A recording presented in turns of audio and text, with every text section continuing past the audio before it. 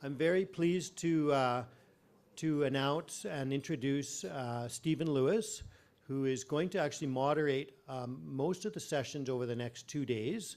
We kind of gave him a break from the first session, but Stephen Lewis is well known to us here in Saskatoon and actually to many across the country because he's a health policy and research consultant.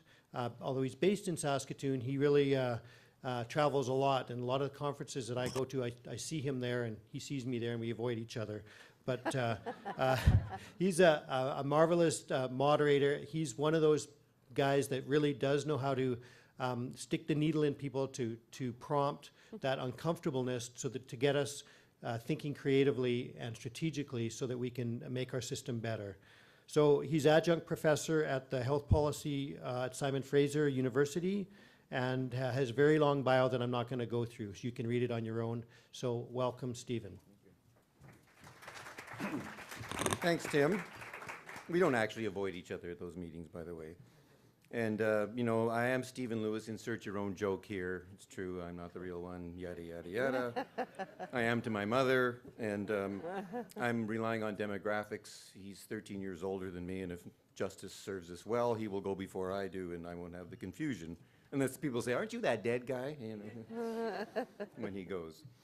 And the point, just for the panel, I'm not sticking the needle in you, by the way. This isn't a medical procedure. I'm not licensed. So we will be gentle. And the other good news for this session is there's no audio visual. Nobody has a PowerPoint, so the only things to advance are truth and justice, not slides. And this session is a nice segue from the first one, and it's about the context matters. So just by way of short introduction, the main premise of this session is you can go inside out or outside in. I mean, a lot of what we do in healthcare is we assemble the resources, we set up the organizations, and then we say, okay, we're the healthcare hammer, where do we find the nails to apply it to? This one is outside in. What's the community need? What have we learned about community needs, multiple community needs, and how can we adjust ourselves, partner, do all sorts of things in order to meet those needs better? It's an enormous, enormous issue in Canada. It's kind of the silent, unspoken problem of Canadian healthcare, is that not only does it have quality problems, not only arguably does it have efficiency problems, but it also has a big mismatch between the community's needs and what we actually deliver. So as you people know, a system that may work perfectly well for healthy middle-class people with episodic needs, it's an entirely different ballgame for the populations that most, if not all of you, serve in large measure, and which is for many of you the raison d'etre for your very existence. So we're very lucky to have 4 people who are in various capacities experts on this topic. I'm going to introduce them just very briefly because you can read their bios as well. Starting from my far right, your left is Nazeem Muhajarine, who is the chair of Community Health and Epidemiology at the University of Saskatchewan. He's a first-rate researcher and has launched a large number of community initiatives where you're marrying the research findings to actually community action. And he's nominally my boss since I have a appointment in his department. It's not paid, so he doesn't have a lot of power over me, but I do get to use the library, which is a big thing, so I must treat him nicely. We'll give you a chair. Exactly, exactly. And then next is Irene Clarence, who is the Executive Director of the Mid-Main Community Health Centre in Vancouver, BC. And then pinch hitting, thanks very much, for Sholem Globerman, who unfortunately is sick, is unable to attend. Again, he left me a voice message on my phone because he said he didn't know how to get hold of Scott, which is a peculiar lack of navigational skills on his part. But judging from his voice message, don't worry, he's not terribly sick. He sounded perfectly fine, actually. So don't spend the entire session worrying about whether Sholem is mortally ill. I don't think so. But I'm not practicing medicine here without a license. And then finally, we have Hersh Sehdev, who is the Executive Director of the Kingston Community Health Centers. And I met Hersh on a couple of occasions at the AOHC meetings, which are a great, great thing to attend if you haven't had a chance to do one before. It's a real celebration of excellence. The format is also going to be easy to take, I think, on the listening.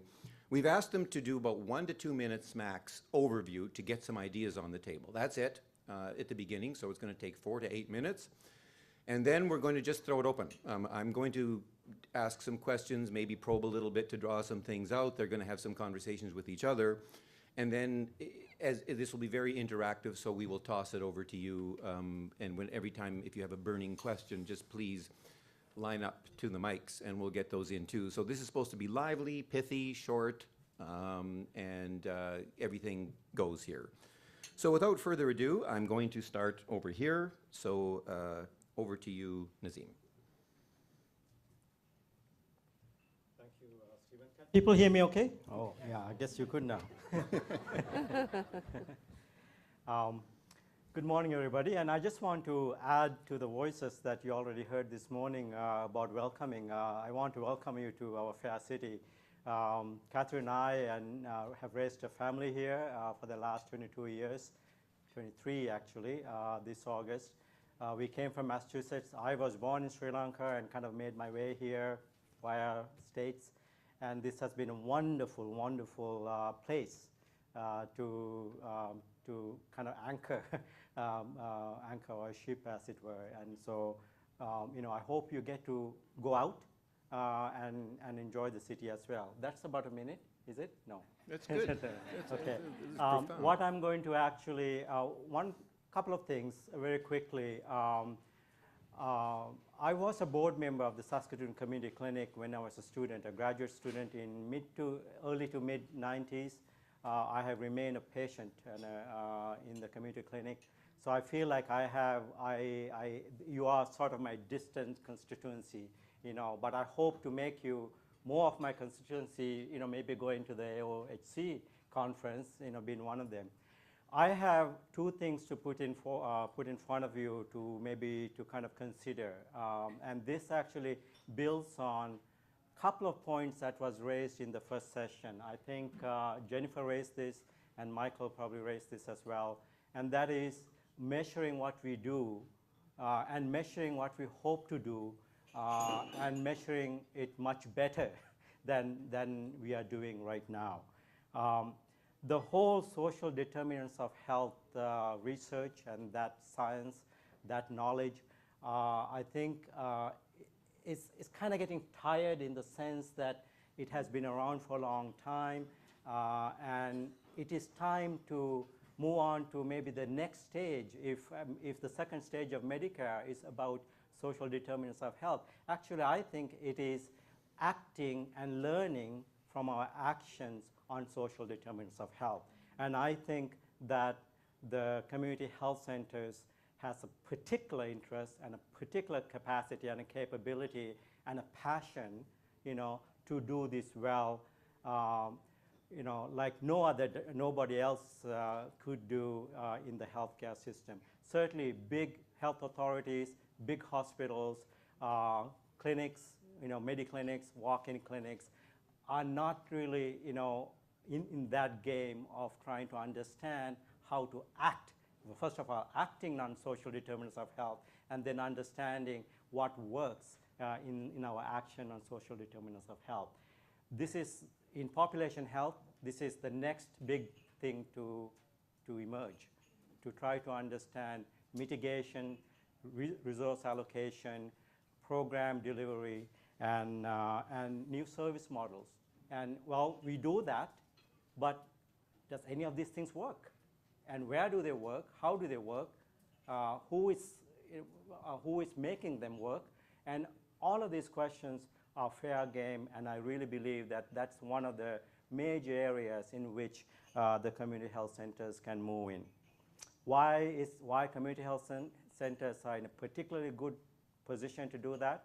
3, maybe 4 reasons. One, I think community health centers get social determinants intuitively. It's in your biology, it's in your organization, it's woven into who you are. And secondly, you're smaller, and therefore it gives you a way to move quickly. You're nimble, and you could do things quickly and without actually being mired in institutional bureaucracies, and huge funding and so on. So I think that, you are in a particularly good position. And third, you have an emerging network. We just heard this morning the data that was presented, up to 700 centers who can band together and do research and, with each other and contrast each other, compare each other, even looking at one model of service delivery, but in different contexts and what we could learn there. And fourth, this is very important, there's money there out to be had. CHR, and other funding agencies are interested in looking at what works in population health area. Very quickly, the second point is that I'm an educator as well, and we have 100 medical students in our incoming class, and we are seeing medical students today who are different. Maybe it is part of the admissions process that we actually have in place. We have medical students who are quite different than those who I stood in front of in late 90s. I couldn't get them interested. The very first thing I tell them when I stand in front of them is that I shouldn't even be talking to them about community health, population health, and epidemiology, because it's not relevant to them. At bedside, they have other things that they want to know. They need to know cardiovascular systems, respiratory systems, and so on, how to manage, how to diagnose, how to treat. And I would say to them, if I have my ways, I will come back to you after you have start practicing for a few years. But today, the medical students we are getting are much more interested. They are leading us in terms of social accountability issues, in terms of health disparity, and we are also helping them understand in a real life way through community service learning, an appreciation, a real recognition of where patients come from, the communities they come from, the families they come from, and how to keep that in their minds and in their hearts, when they are diagnosing and treating patients. I think that's enough. I'll just leave it there. Thanks. So one of the reasons why I was asked. Are you on? Oh, I have a little green light.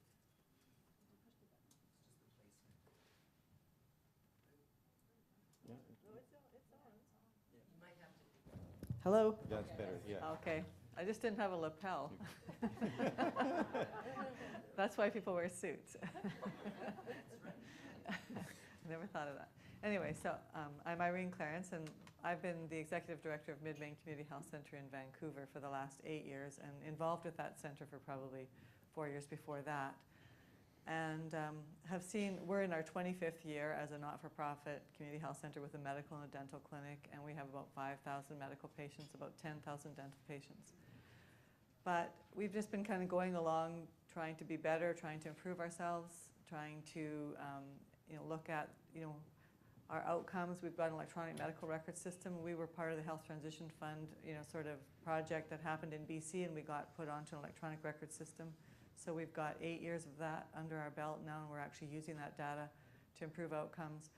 So we're just kind of chugging along. What happened?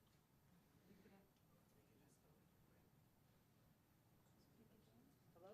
No? It's gone. Did something.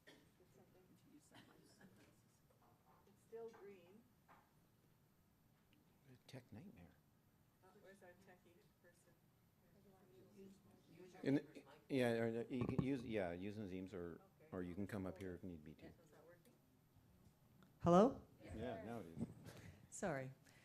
So within the last couple of years, there's been a real shift around us. We were just going along thinking if we did a really good job. I think this works. You want to give me a new one? Okay, never mind. We'll sort it later.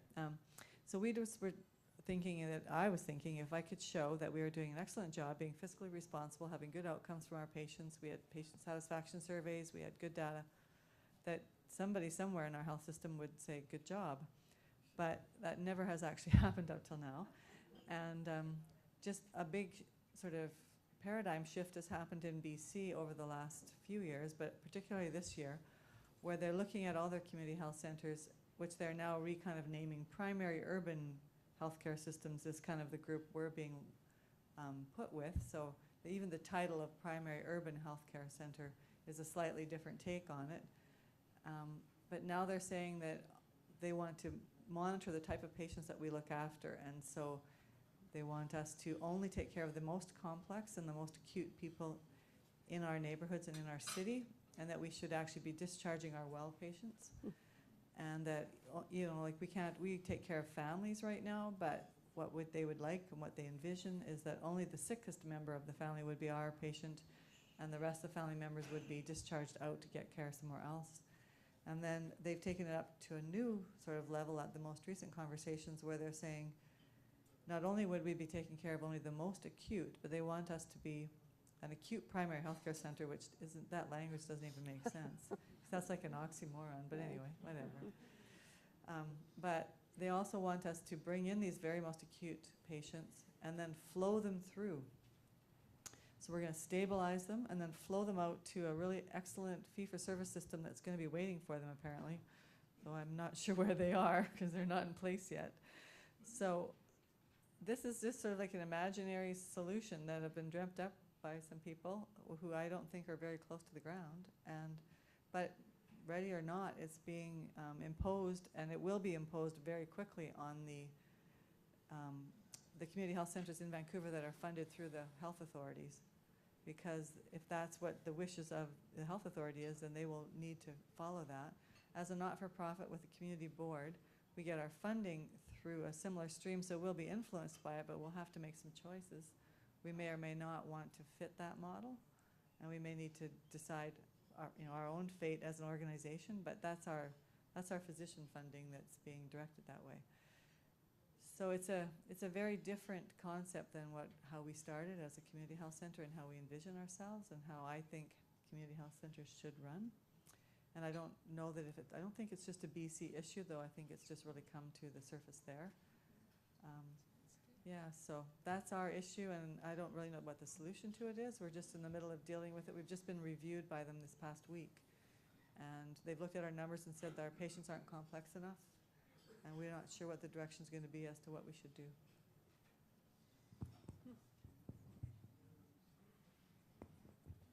Irene reminds us of do you guys hear me okay? Yeah, it reminds us of what importance of talking to each other and knowing what's going on. And being on the board with Irene has been very insightful. So I'm in Ottawa. Centretown Community Health Center, as was mentioned by Michael, was started as a youth street involved clinic in a broom closet at the Y in 1969. It's now 150 staff, almost $12 million budget, primary care, community health promotion, early years, mental health and addictions, big diabetes education program, needle exchange, etc. But what's interesting when I looked at the title, because I was pulled in, I hope Charlemagne is okay, but I'm pleased to make up. But what was interesting at the title of this panel was community context, community matters and context matter. And I would also say place matters. And the reason I say that, in Ottawa, we've worked closely with our academics to sort of look at what's the social and health indicators of our neighborhoods. What's it saying? How many parks do we have? How long does it take us to commute to work? How do we commute to work? How many public areas do we have, public space to meet at? Are there any food deserts? Do we have access to safe, affordable food? What's our housing like? Lots of rooming houses or not? And it was interesting when we did that project years ago, because it informed us at a neighborhood level and gave information to the community. Well, how are we doing? And what was interesting when I looked at the data for Centretown, it reminded me why place matters, because what did it say? We're a few kilometers away from Parliament Hill.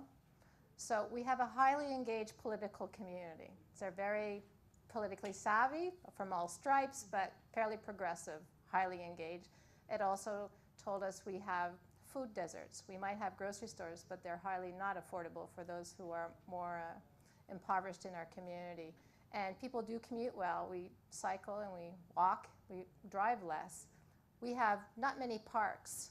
And all of those factors brought the community to understand, wow, we have areas that are strengths, but we have areas that we need to work on. And it reminded me, why do I keep having a highly engaged Democratic board elected every year? I don't have a slate. It always works. It's always, we work towards diversity. It gets diversified. How does that work? Well, when you have a highly engaged community who get it, they want to be involved. So that, and why, and then I go, why are we so successful to respond to the gay, lesbian, trans community?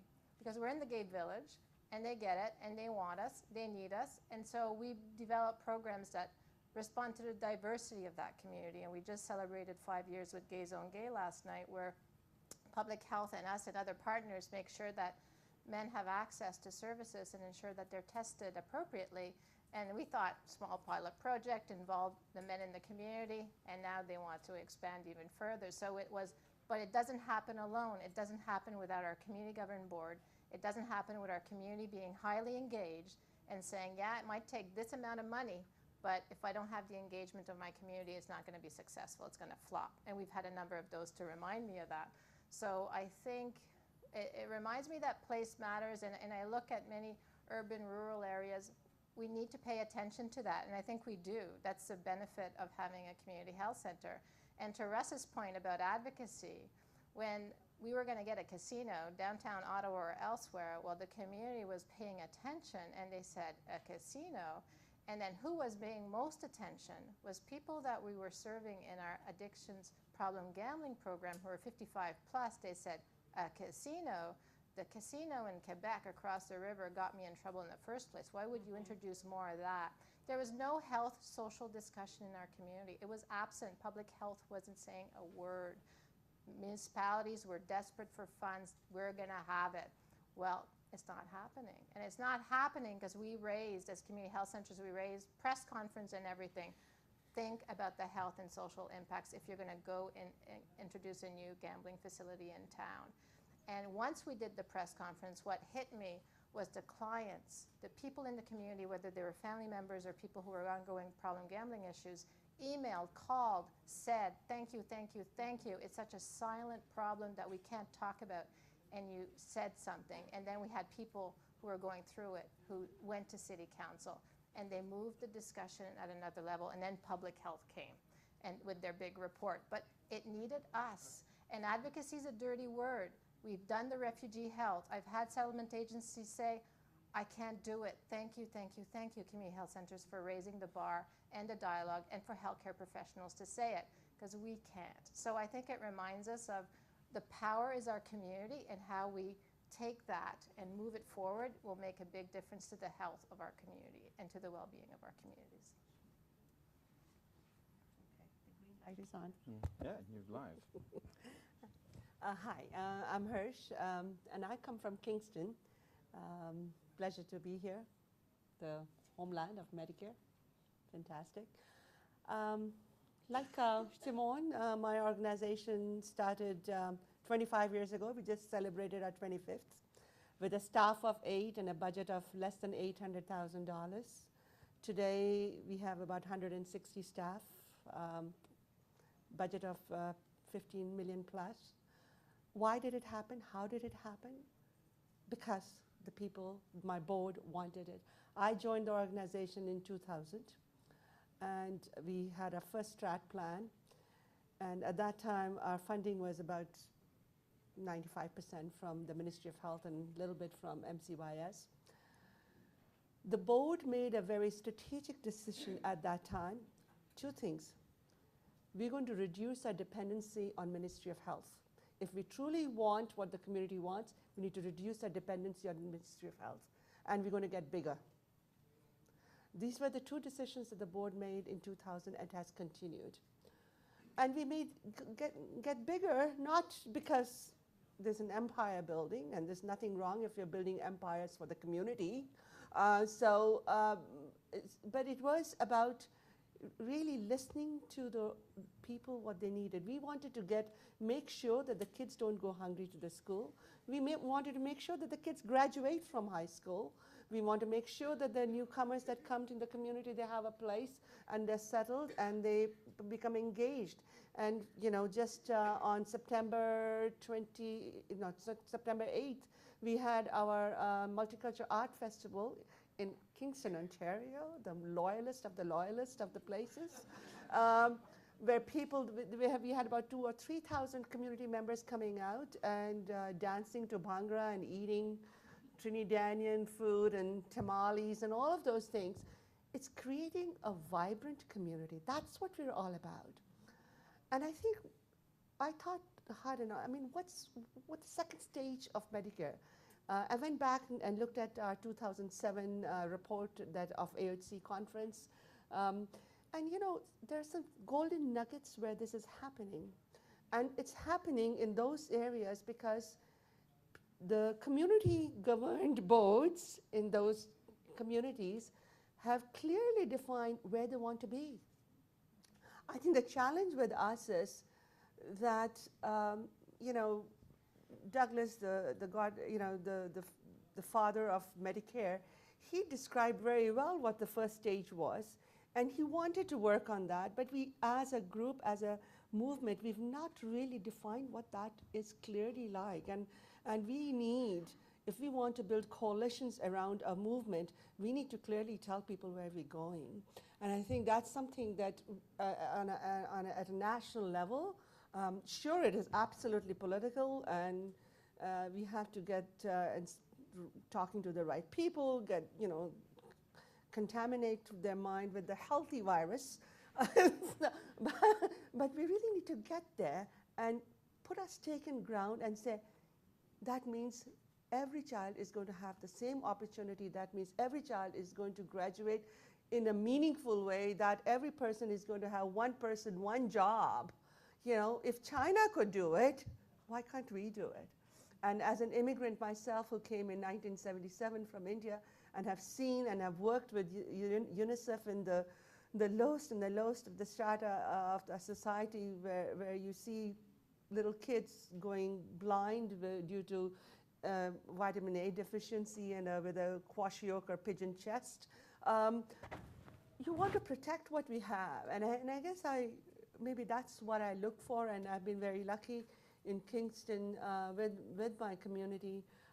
We are serving the community from 8 sites. I mean, you know, it's not small, but it's one step at a time. But the community board, the governance is so key as a foundation for CHC sector, and they are the owners. And there's no them and us.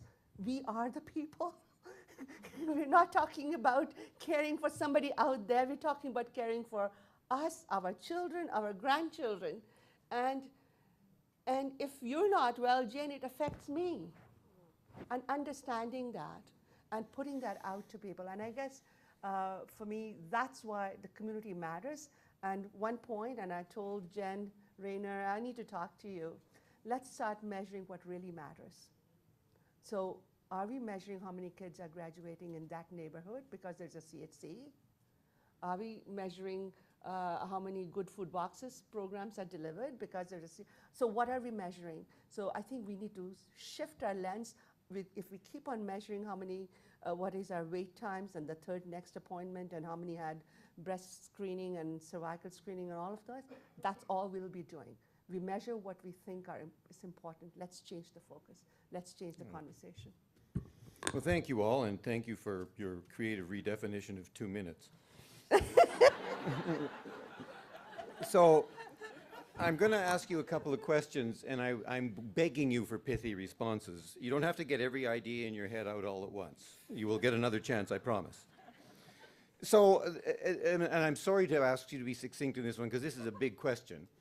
The movement, the community health center vision, there's 2 schools of thought on this. One is you guys are the do-gooders of the community and you're going to be looking after the disadvantaged, and for everybody else you're not the model, which has political consequences, right? The other one is, no, this is a better model for everybody, and it is a truly community building, community unifying event. This seems to be, among governments, either, as you say, a source of either confusion or not confusion, but wrong-headedness, perhaps. And I think it has arguably been a limiter, right? That if you don't have the middle class and the upper middle class in your camp as advocates, there are going to be limits to how well you do, because then this is seen as, this is the altruism that we bestow on these community health centers so they can look after the unwashed. And then everybody else who has money will go on the traditional model and, you know, give to the children's hospital, and the world will be a better place. So what's your take? What's your ambition? Where do you think this is going to go? Is the community health center model going to become increasingly relevant to larger and larger numbers of people, or is the jury out, and where do you think your social capital is trying to move you? So let's start with you, since you've got the problem facing you. Well, I think my vision is that a community health center should be for the community that you're in. And one of the challenges that probably our health center faced by being 25 years old was it was placed in a community that was considered marginalized, or whatever the words were in those days. But that community is gentrified now. It's a very trendy neighborhood. You know, living along Main Street in Vancouver is like a desirable thing, right? So people are always trying to buy our building, and and we've also been capped because of our salaried doctor formula. We can't just take more people unless we can fit them into that 4 FTEs and all that. So the community around us hardly can interface with us now on the medical side because we haven't been able to take them in just when they walked in like we did in the beginning. And so we were challenged already to decide how to sort of find that, balance between well and acutely ill. But this new direction to me seems like it's wrong. It's wrong to just say that, because we get this salaried doctors, that the only way that, that you can utilize that funding wisely is to give them the very sickest people.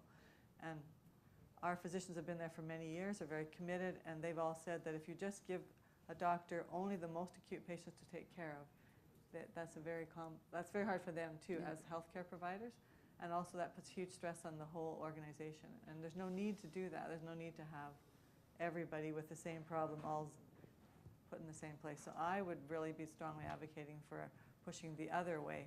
That will be our challenge. Great. Simone? Centretown has always had that other way, the model of we're there for everyone, we pay attention to those who face barriers. For similar reasons as Irene stated, we have both in our community. We always have, whether it's street involved, underhoused, rooming houses, the shelters, subsidized housing, and the fairly wealthy. What's helped is that we have a progressive community at the same time, and that's a lens that helps, because those who make quite a bit of money are so pleased to be in the same place as people who are less privileged. They see they have privilege. They don't see as, well, now we do charity. They see it as we all matter. We all should be all together, and I get the care that everybody else has, and that's Canadian society. That's how they view it. And so if somebody would not be comfortable coming into my center because there's a lot of street-involved people in our center, then maybe there are other options that they can explore. But that hasn't been what we've witnessed. And what we've witnessed is those who have privilege, who wish to contribute, again, don't contribute charity model, contribute to an organization that cares about everybody. So get involved in our boards, our over 300 volunteers that have volunteers who are privileged and people who are in less privileged situations volunteering together. But that's the kind of society they want and they support. And that's why it's enhanced our service to the community, because everybody's involved, whether you're privileged or not in our community. You're both contributing and getting something out of it, and everybody's contributing. And that's a piece that I got when I started at Centretown, and I value. Hersh? I think Simone has said everything. I mean, we've said it as a sector. Sure, the CHC model of care, the old, where we were, interdisciplinary model, this is before the family health teams came into play, is an ideal model of health service delivery. So there is no doubt about that. That's a good model of health service delivery for people who are complex medical issues and who are most at risk and all of that, and we've maintained that position. But everyone matters everywhere all the time, and that everyone, the whole integrated approach of a larger community, I think that's something that we need to move towards. I think we are going to do a disservice to future CHCs if it is only for the most, and then you have to start talk about stigma. Oh my God, you go to that. Exactly. So what do we do to the whole community? So, we are the only CHC in Kingston, and though we started in North Kingston because there was Nothing there. There was no doctor who wanted to set up practice. There was no post office. There was no bank. There was no grocery store. Today it looks very different. So we've made a difference. There's been an impact of the CHC, and that's what somebody needs to measure. But the point is that it should be for everyone. And I totally agree. If people are uncomfortable sitting next to the homeless who might smell a little bit, they can go somewhere else. See? So, just 2 quick points. I think the first thing is I'm actually kind of looking in, someone from outside looking in terms of actually governance and service delivery out of healthcare centers. But I do know, and I think all of you do probably know this as well, huge disparities of income and social privilege is not good for everybody. You know, so it's certainly it's not good for people on the bottom of that hierarchy, but it certainly is not good for the people on the top as well, because what it does is it creates a less safe, among other things, you know, a less safe society to live in. You always looking over your shoulder, and perhaps you know, I mean, it is spiritually not good. Anyway, so I think we want to level, you know, this, you know, these disparities. So the second thing is really about how to create a bigger tent. You know, how to get everybody involved, but at the same time not losing your distinctiveness. You know, I think that is important. Yeah. You know, it's not like actually you just meld and kind of disappear, but you know, you maintain your distinction, but at the same time, you know, you're part of a larger, you know, a larger. You know, I think that community health centers do need to continue to be innovators. I think community health centers are the right group, the right people to be at the leading edge of a healthcare system in relation to providing services and understanding the effectiveness of that services on social determinants of health. But they need partners, they need strategic partners, and those partners actually could be found in the healthcare system in places like public health units, public health services, and in mental health perhaps, you know, in addiction services. And you need to bring them on board as well and create that larger, you know, larger tent. You need to actually have partners that are of national, kind of a national scope, like Canadian Index of Wellbeing, and I'll just throw that out, as well as other movements, you know, that you find resonance with, you know, what their message is. So I think creating a bigger tent is really important. Being small, there's nothing wrong with being small and so on. But I think if you want to make the biggest impact, I think you need smaller units to need to get together and create bigger, you know, bigger movements, really. And that's where CHCs have to go in the future. Hersh, you wanted to? I just wanted to say this, that when family health teams were announced, Mr. Smitherman announcement, and he actually came to Kingston at our CHC to make that announcement. And he said that there's announcing 100 new he didn't call them at family health team, I think that name came a bit later, new teams that will provide care. They will replicate very much what the CHCs, the health teams do in CHCs. And so I'm, with a tongue in cheek, I'm saying, you know, they now have the interdisciplinary model. They should be serving the medically complex and socially and materially deprived individuals as much as well as we do. If the investment has gone there, how are we measuring what they're delivering on that? So it shouldn't be just the CHCs who serve the medically and socially complex individual. Why not family health teams? And, you know, just. Right. So I'm going to ask one more question, but please do think of yours and then start lining up the mics, because it just follows up on this issue, which is scope.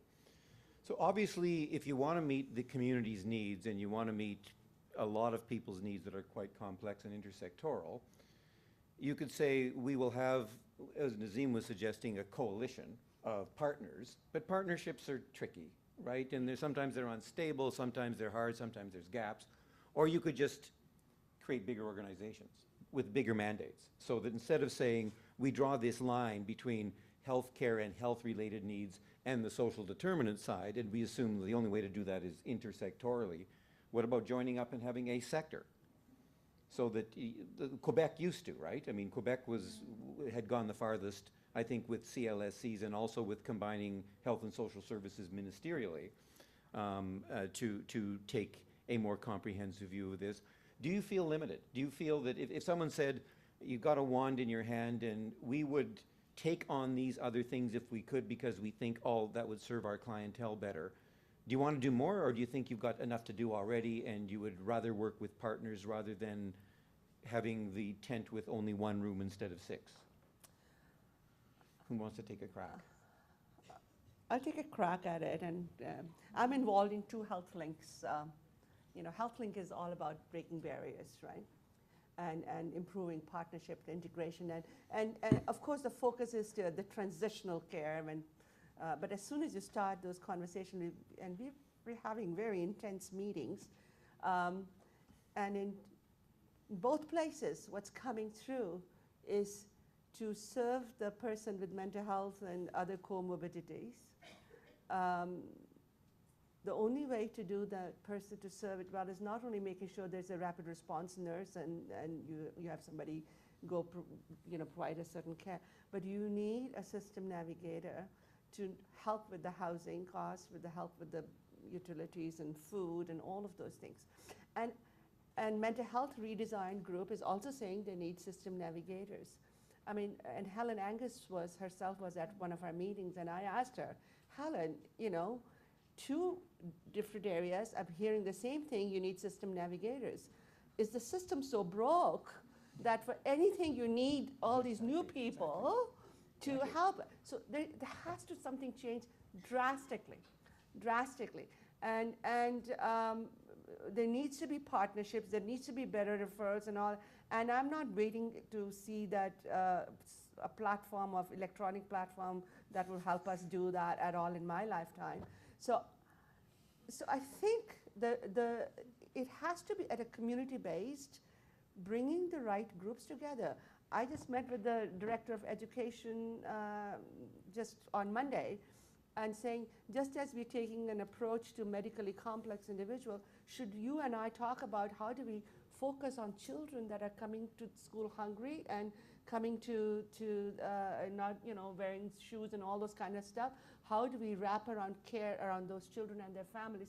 So there needs to be those partnerships. I don't think I want to take over the whole thing in Kingston and be responsible for everything, but I need to make sure that there is clarity in Kingston, that we're going to make sure that every child is going to do well in school, will have the support, will not be hungry, and bring that support system around it.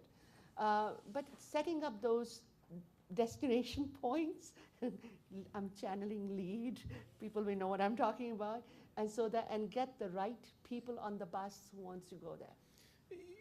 And then let's take another crack at this too. Raise the issue of accountability, right? I mean, we've essentially got a chain of linked services programs, and if one of them is weak, it can compromise the rest. So you do your job, this group does its job, and this one falls through. And you end up with an ill-served person.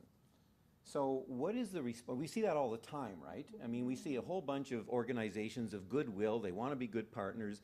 They have different priorities, they have different imperatives, they have different accountabilities, and then people lose out or service suboptimal. So how can we make that stronger? If you don't want to create the mega organization of all, and I understand that, how do you make these things live more accountably, and what's supposed to happen when we have these persistent and ultimately not only just tragic but enormously expensive failures?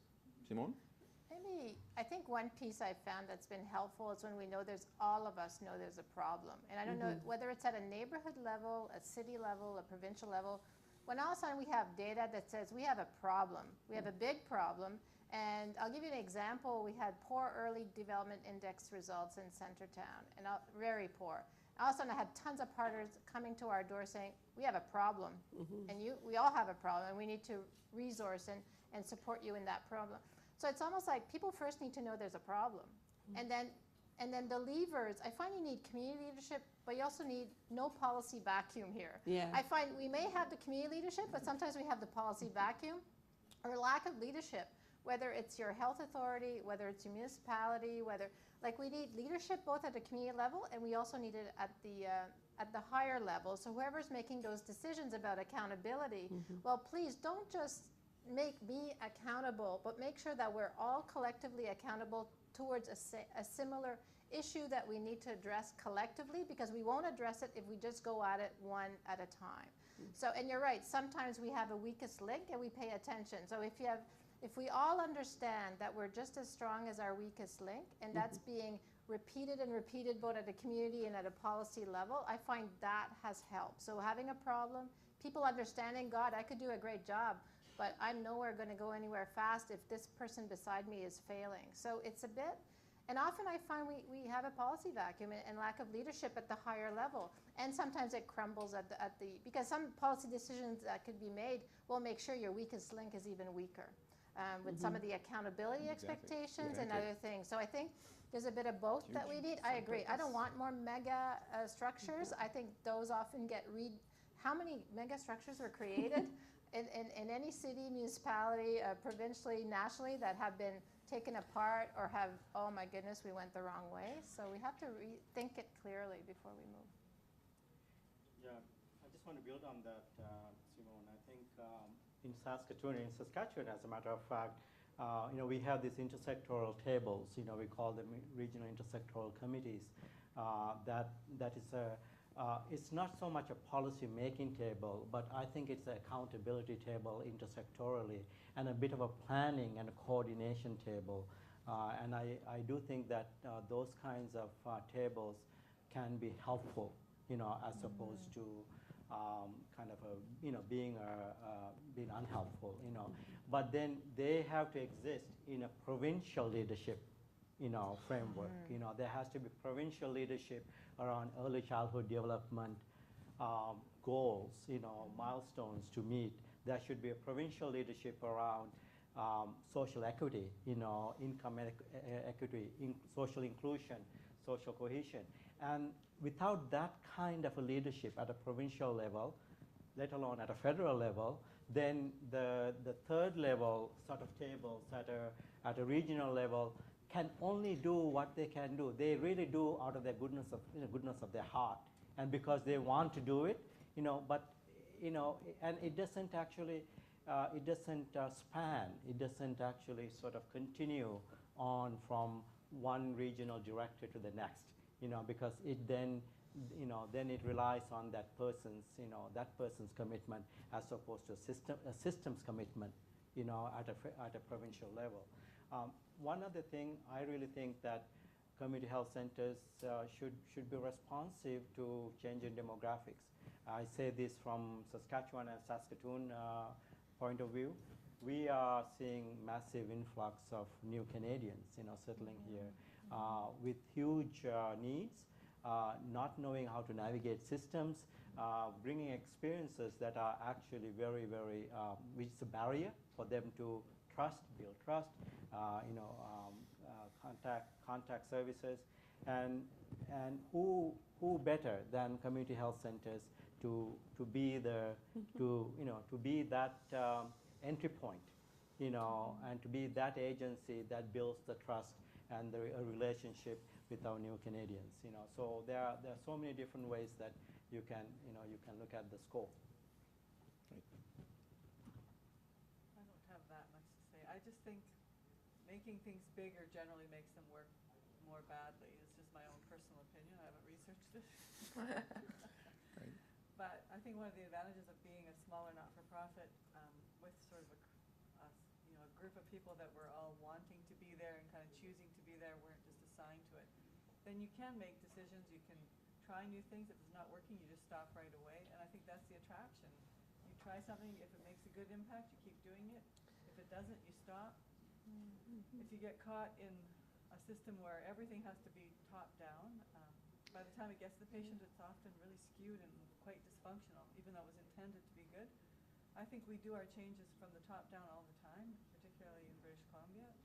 But if we would start at the patient and move up, I think it would become much more clear what would help and what wouldn't. But we almost always start at the top and move down, and by the time we get the changes, they haven't actually helped anyone. It's so frustrating to be sitting at tables where you just listen to so much theory, and most of the people making those decisions have not actually had patient contact in a long time. And my daughter, who's in her late 20s, is working for an agency that's been around for a long time and does a lot of meetings and so forth. And she said, you know what our generation Y is going to do? We're going to eliminate all meetings. Exactly. Yeah, good for her. We don't believe So let me invite you now to the microphones, because if you don't show up, I'm going to just ask another irrelevant, stupid question and it'll bore you to death. Thank you, sir. It's Adriana. Sorry, I can't that's see. That's okay. That's all right. Pardon me. I just got a jacket on. So it's Adriana, and I'm from the Association of Ontario Health Centres, and I'm going to go back to your first question. I think we've gone a little bit off on it, and I want to bring it back to your question about who should we serve. So I'm part of, in Ontario, a network of primary care organizations who are trying to say by 2020, every Ontarian should have access to an interprofessional primary health care team. Right? So I support the family health teams. I support the emergence of all that. But fundamentally, the family health team that I need when I'm in my 80s and I have whatever chronic disease is not the same as to many of our people are serving. We did a survey of Ontario, and it showed basically that 80% of Ontario, generally healthy, they'll figure out what to do. And then there's the 20%. And so the question that we struggle with at the association level is our mandate the 20%. Right? And that's a really strong, and it'll never be an either or. And my, sense is, the 20% is what needs the social determinants of health work. It is what was just said about the distinct role that CHCs can do. So the way we talk about it is we say that the CHC model is good for everybody, but we are particularly good with those who face the most barriers. So if we're only at 4% of the population in Ontario, and we say, what I'm hearing, we need to serve everybody, we're not going to have a distinct role. We're not going to be serving that 20% because no one's going to make sure that 16% is dealt with. It's going to become the responsibility of everybody and therefore nobody. And I'm particularly concerned with what's happening in mid-Maine. You said worried, I'd be more than worried. For me, what that means that every CHC who's kept a person healthy and well because of the wraparound services they're doing because of social determinant of health, or because they're medically stable, are going to be moved off to some fee-for-service doc who will not give them the social determinants of health support, which was what kept them well, and they'll just spiral back down. So we need to say it's not about individual medical care, it's about a population approach, and that is what's keeping people well in this community, these individuals and these families. And this is not a light question that's facing the community health centers. I've been struggling with this, and I know Simone and I have had these conversations, Hersh and I have had these conversations. I know in the rural areas you serve everybody because there is nothing else in town. But even in our rural CHCs, they prioritize the populations for programming. They still look at mothers and kids or people living in poverty or people who can't read, right? So they still set priorities. So I really want to challenge the panel to deal with that. I mean, we're at 4% in Ontario. That's it. We're talking about, we're celebrating the number of people. I would be interested to know what percentage are we serving in Ontario? We're in Canada. We're still irrelevant in the primary care scene. On a whole, we can celebrate when we must, but at 4%, and why are we staying at 4%? We're growing. The population's growing faster than us, so we can't get above that 4%. Even though we've almost doubled the number of people in the last 10 years that we're seeing, the population's exploded, so we're still maybe got to 5%. So I still like, what we heard in mid-Maine is happening in Ontario. We've had community health centers say, we want you to move, or the LHINs telling our community health centers, we want you to move off the well people. Send them to someplace else so you can take the new influx. So it's not just happening in mid-Maine. I can respond. Please, yes.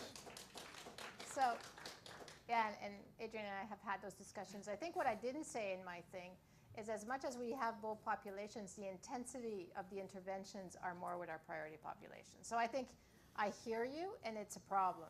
And we do have a niche, and that we need to make sure it's unique and it's special, and that we need to make sure we pay attention. So I think the piece I think we still need to pay attention to vulnerable populations, priority populations. We might be serving everybody, but for sure, the intensity of my resources are with the priority populations, the intensity of the contribution from our clients are from those who are most privileged. And that's what, it's like a balancing act that, do we have it right? Not always. Sometimes I look at our stats, I go, okay guys, we gotta tip the other way a bit. Like that's a constant juggle.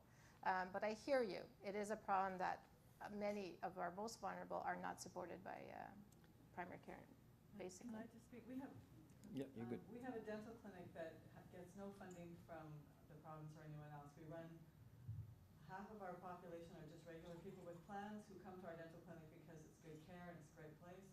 And the profit from that subsidizes the care for the other 50% that come with government plans that pay well below the fee guide or don't have plans at all. So without any intervention whatsoever, we've created over the last 25 years this very successful model where we take care of 10,000 patients. And the 10,000, perfectly fine patients who could get dental care anywhere actually make it possible for us to do this really excellent dental work for the other 50% of our population. And because we serve both, it keeps the quality of care, I think, higher. I mean, we don't have TVs on the ceiling and fish tanks in our waiting room because dental's a very competitive field as far as what you offer, right? But we do have excellent care and excellent services, and it does keep us on our toes because we have that 50% who could go anywhere and choose us because so it keeps the level of care higher for those who are coming in, who we are the priority populations. So I think there's and also I think it makes it more exciting and interesting for the people working as dentists or as doctors, because they'll have some of their patients who, when they give them instructions and give them good advice, they'll see it take shape immediately, right? Yeah, and that's very rewarding, and then they can withstand the fact that it might take years to see small changes in someone else, right? So just for the mental health of your workers, I think sometimes you need that balance too, not even just so much.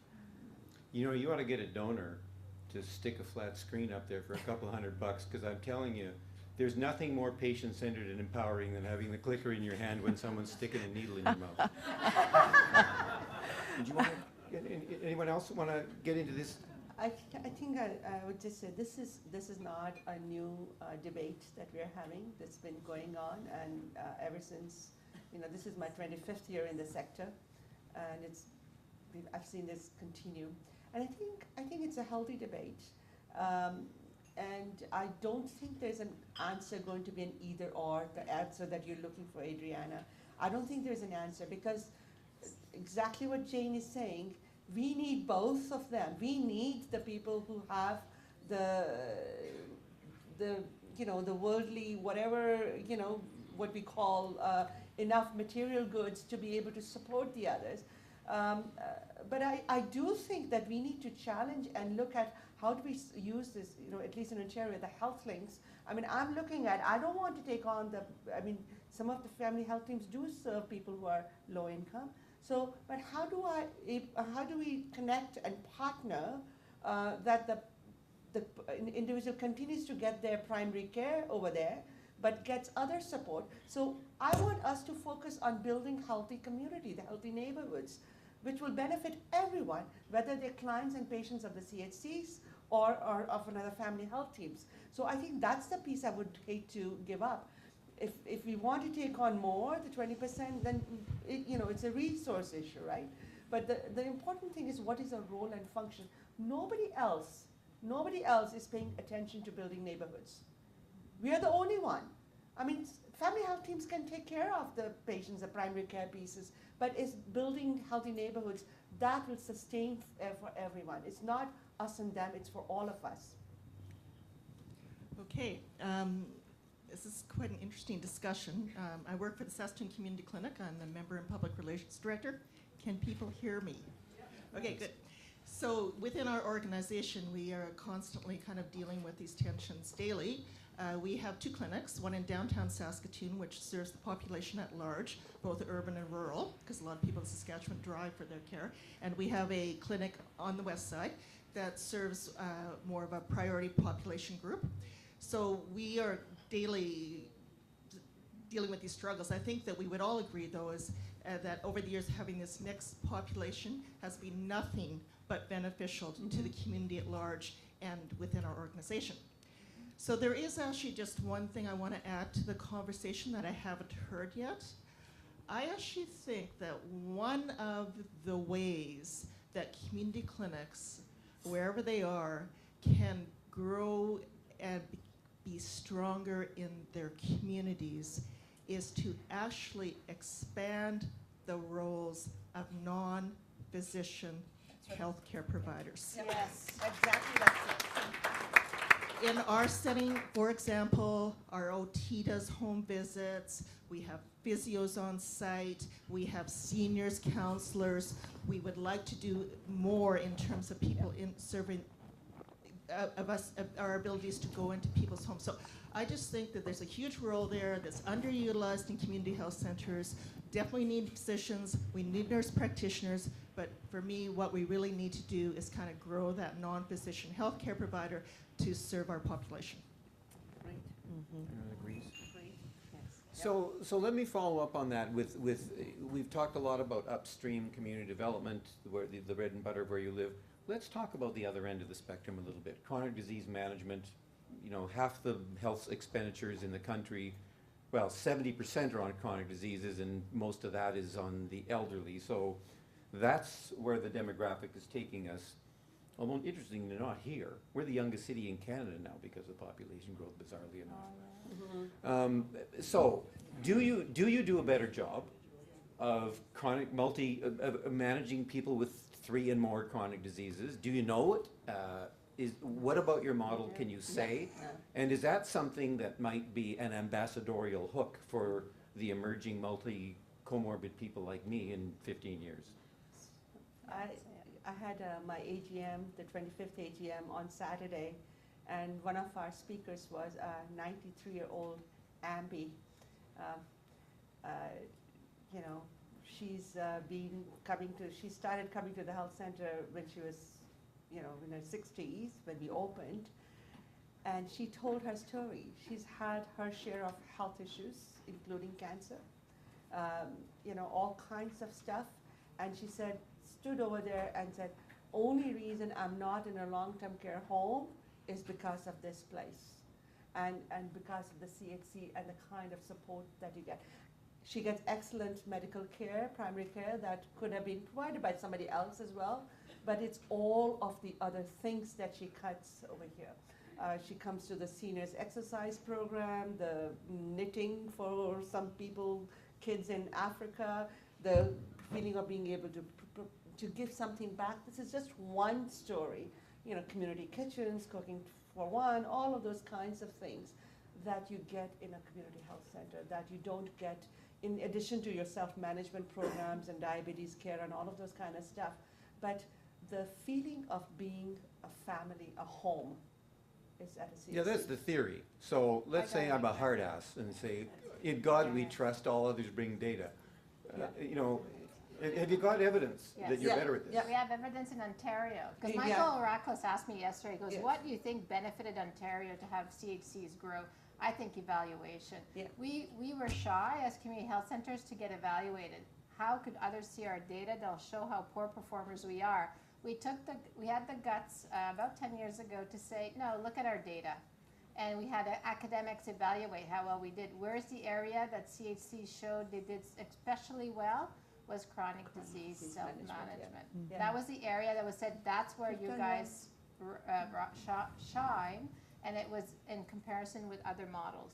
So we have the data. It was Elizabeth Breer Center, So we did, but that made a change, because it actually, one of those great news stories about CHCs that the minister had done an evaluation of CHCs in Ontario, when did that get released? On a quiet July day, quietly. It was a good news story. We're still waiting for the family health. So just I'll let you. So let's probe that a bit. I mean, if this is true, and every government is terrified of the tsunami of chronic diseases, and you know we're all going to be a pox on the system when we're old. If you've got good data, and I've read your stuff. I mean, I was asking it apocryphally. I know you've got data.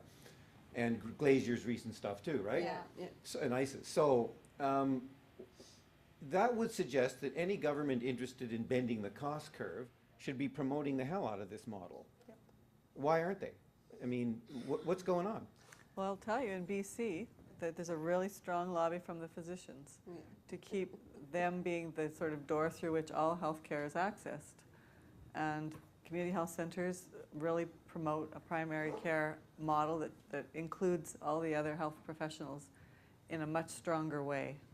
And like we've only got nurse practitioners for the last few years in BC. It's a fairly new profession, and there's no funding model for them. So they've been allowed onto the scene, but there's no way to really pay them. So I mean, and that's been partly because of really strong lobbying on the part of our physician community, because they see them as infringing on their sort of turf, or however you want to use it. So you need government to not be afraid of one or two different strong lobbies in their constituency, and they are right now. So all new money and all improvements for healthcare in BC in the last few years have been directed almost exclusively to physicians. Yeah, I think it's probably a fact of size, I mean, which is the reality. I think, if you're only 1% or 2% of the health budget, That's true. or less, and, I mean, you might be an excellent, you might be this hidden gem, but you will remain hidden because, because it is, well, it's only 1%. What are we going to do with the 1%? So I think it is part of the size. I mean, this is where I think that you have to actually confront some realities, of scope, of size. Who do you serve? I like to just, I'm wondering out loud here, perhaps in the next day or so, this will get, kind of discussed. How often do community health centers actually sit down with the health authorities, in their districts, and try to actually find some ways to work together? Maybe it is not with the surgical unit, or the cardiology unit or the ICUs, but maybe it is the public health. Maybe it is the home visiting program for families with young children, who you want to actually partner with, where do the partnership opportunities exist in the bigger system of health and social services, so that you could also be an important player. In fact, from time to time, you might lead a certain initiative, rather than actually be, have a healthcare system, sort of a pocket leading that. So I think visibility, size, and actually just being a little bit more aggressive, and being a little bit loud about actually telling the story. I think that's another. In an effective way. I mean, simple things, but those simple things I think will carry only, so far. It'll go only so far unless you somehow show the system that you matter. Although you're small, that that you matter, that you could grow and be more of a helpful player. So I'm conscious of the time. We want to get back on because we have a launch at lunch. We'll take one more from the audience, and then if any of you has a last-minute burning thing that you absolutely have to get off your chest for your own personal well-being, I will give you an opportunity to do so. Hi, thanks. I'm Excel Janser, and I'm the Executive Director at Access Alliance, Multicultural Health and Community Services in Toronto, and we're an immigrant and refugee serving CHC.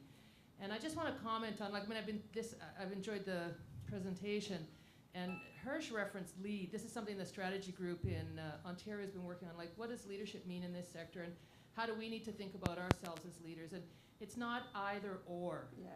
And I think in this context, it's not an either or who we're serving. It's how do we prioritize and respect and respond to issues and needs in our contexts and create that, health for all kind of vision, but acknowledging its equity means those groups who need those targeted programming will have access to those. I mean, we've had the experience with our regional health center in downtown Toronto, where the CEO of the regional health center has said to us, you be careful, because the FHTs now are going to be incented to serve these high-need populations, and they're going to start taking your turf. And like, what an ass-backwards kind of thing to say to us, like positioning us in this kind of either-or such a competitive place. I mean, it's just ridiculous. It's like, it's so wrong-headed. And I'll just wrap up by, I had a very interesting conversation with my physician, my family doc, last week. You know, fee for service, he's a very busy guy, sees lots of people, he works in a group practice.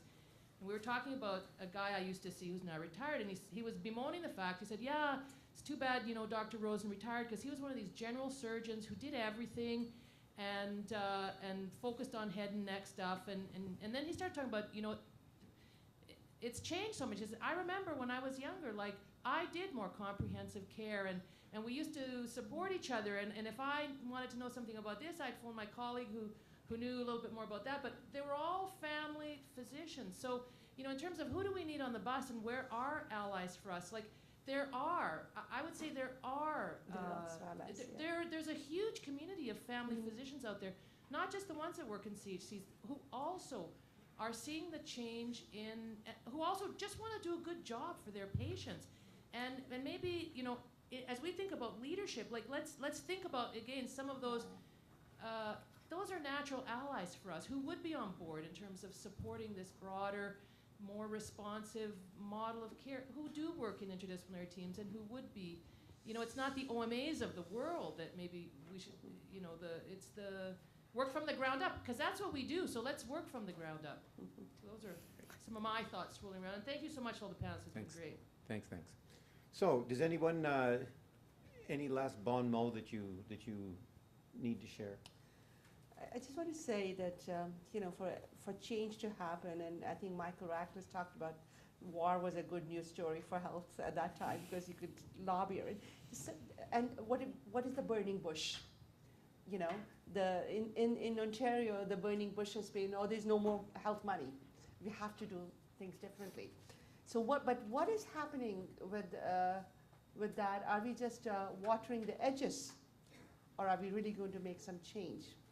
So you do not take out the fire by just watering the edges of the platform. You really have to change the darn thing. So what does that look like in Ontario? And I think there might be opportunities over here, and I don't think we need to get ourselves caught up in either or. How do we build the largest coalition possible that wants a healthy community for all? And I really want to go, and how do we do that? So it's everybody wants best things for them and for others. And maybe it's fallen back it's not been the best way for us to just say we take care of the most marginalized, and that's what we do really, really well. We do that very well, but we also build very healthy communities that I need the healthy community for myself, regardless of my pay. So maybe that's where we have to go. What is our destination on that? And describing that. Yeah, I can add. I always, you know, I said earlier, when there's a problem, somebody comes to the fore. I find there's something happening, and I thought it was just a timeliness, but I realized a political vacuum on health policy. What do you see? Well, you've got a stronger CACHC, but we also have a Canadian Medical Association that speaks about the social determinants of health very loudly. A Canadian Nurses Association that does the same. My board chairs on the Canadian Pharmacists Association. They speak the same language.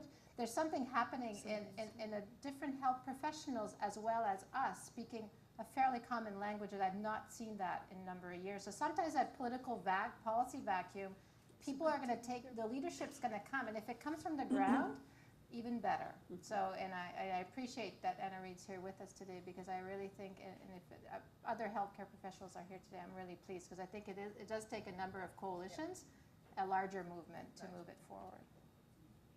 I just have one thing to say. We have a strong program where we train students as well that come through our health center. They're PharmD students and nurse practitioner students and medical residents. And that's what we see too, as a big change in that generation of healthcare professionals coming in.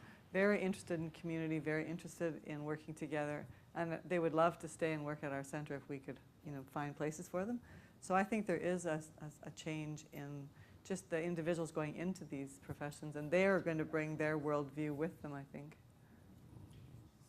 So we heard this morning the extrapolation of 2.9 million being served, by the 700 odd health centers. So to me, that is more than 4%. That's almost 10%, just under 10% of Canadians.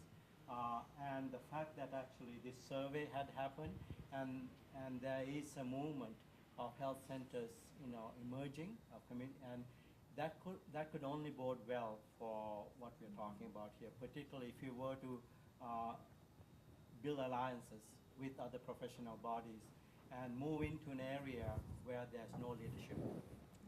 There's no leadership, so the leadership has to come from bottom up. So I leave this stage, more on optimistic note. There's a lot of work to be done, but you see this work already happening. You see where this could go in the next 4 to 5 years. Great. Well, first of all, thank you to the panel, not only for your excellent discussion and debate, but also for donating 25 minutes of your time to the previous session. That's an act of altruism that one sees all too rarely in conferences. And thank you to the audience for participating. So let's give them a hand.